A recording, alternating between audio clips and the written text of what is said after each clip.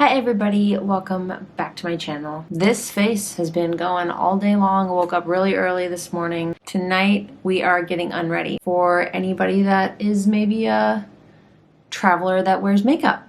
Maybe you're interested. So this is going to be my get unready routine here in hotels. This is my toiletry bag that I bring. My makeup bag is a separate one depending on the trip. I'm just going to run through all the stuff that I bring most of the time, and sometimes I switch things up depending on, I guess, what my skin is needing. So the first thing that I do is obviously take off my makeup. This makeup is looking really wretched right now. It's been on all day. I'm trying out a new foundation, figuring that out, and it's a little light for me. You can see my skin. I look a little ghostly right now. But the first thing I do is take off my makeup. That's where this thing comes into play. This is the face halo. These fibers are like really fine. I guess the science behind it is that it can get into your pores and like it's very absorbent.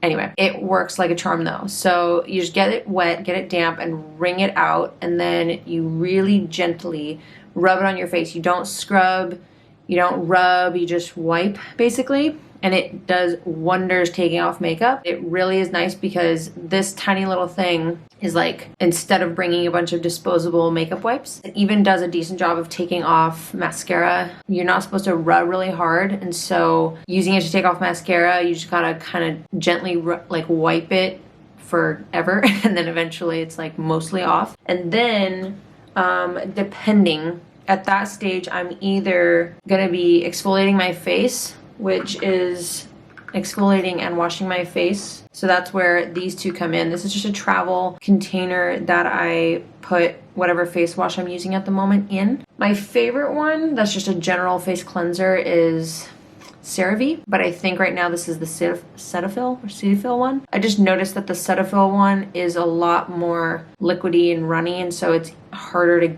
get it all over your face.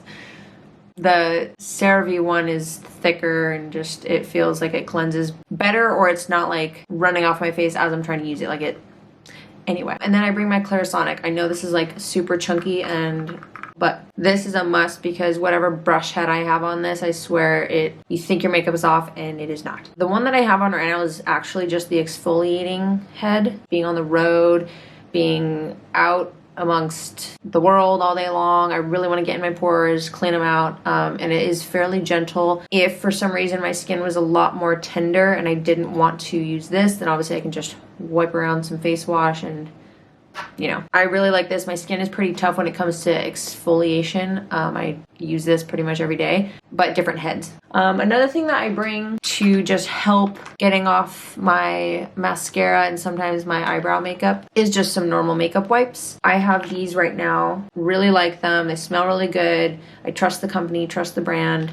And these are really easy to bring in my toiletry bag. Another reason I like these ones is because the clasp, or the actual opening, is like a snap lid, and it's not one of those like sticker, covers, which I find they dehydrate more easily, or with pressure changes and stuff, the liquid can come out of those, or these are really nice. So I just bring those, and it's a lot easier too compared to bringing like a bottle of eye makeup remover with a bunch of cotton rounds. It's bulkier to bring that in my head, and then the cotton rounds, if you're not putting them in a plastic baggie, then they're just out amongst your toiletry bag touching other things.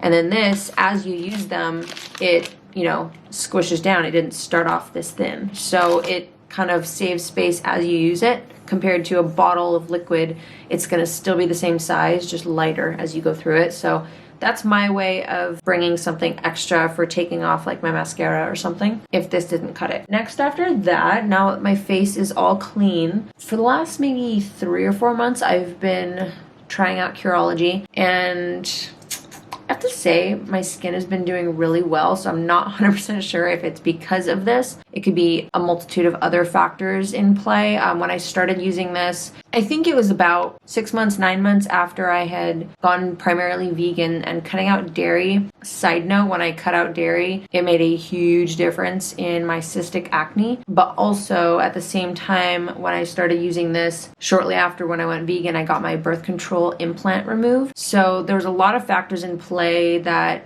affected, I think, my hormones. My acne was like 90% gone. And from the time I was a tween until literally like a year and a few months ago, I had cystic acne, chest, back, all up in my cheekbones, my jawline, along my neck. So I can't credit it all to one thing. However, this has maybe done some good. Once that dries a little bit, this is something totally new because I just got it at Sephora as a like small tester size, but I got a duo of some facial serums from Drunk Elephant, and this is the Be Hydrate Intensive Hydration Serum. It's supposed to quench and eliminate. It's pineapple ceramide, provitamin B5, I don't know. It's a little baby bottle. I wanted to try some things.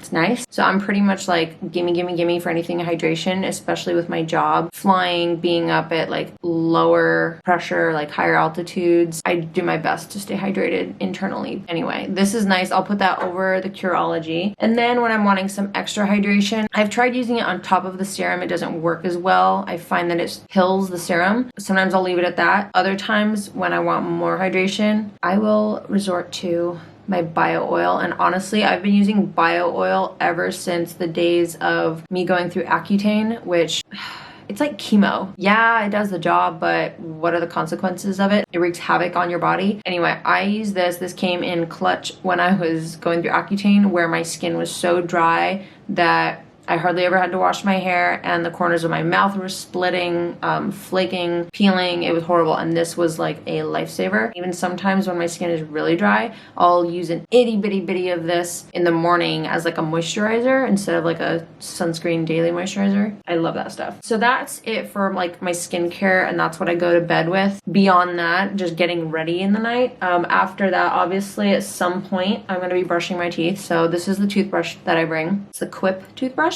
And as far as electric toothbrushes go for travel, I haven't seen, but I have not hunted for a better option. I mean, it works perfectly fine for me.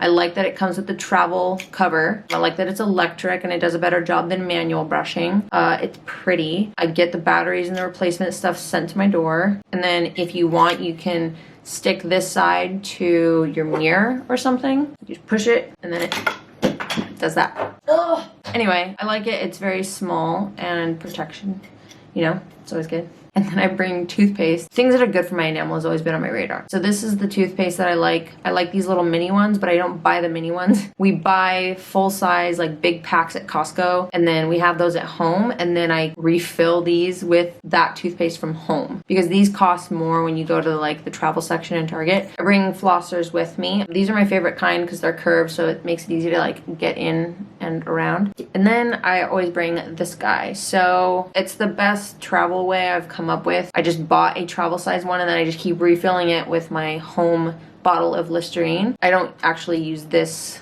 kind of Listerine. I use one that has fluoride and some gentle whitening agents in it. And then last but not least, I don't do this all the time, but I picked up this at Target like a month or two ago, and it is the most convenient way to do some whitening, especially on the go. I don't do it like at work in the bathroom or anything, but it's one of these brush tips, and you just push the button at the bottom, and then you just paint it on your teeth, let it dry for 60 seconds, I believe, before closing your mouth, and then like don't eat or drink for like 10 minutes maybe. All right, that was everything. I am ready for bed, and I don't actually have to set an alarm tomorrow because we don't have a van until 12:30, but it is time for bed. Yes. Anybody that was interested, thanks for watching, and I hope it was insightful. It's a process that has been refined over the last year and a half of me traveling for a living. I just switch up little things here and there, but this has been my travel combo for a while now, and it's working out great for me. So those of you who made it to the end, thanks so much for watching. I will see you guys later. It's time to hit the hay, so I will see you guys in my next video. And that's all. Good night. Where did we wake up?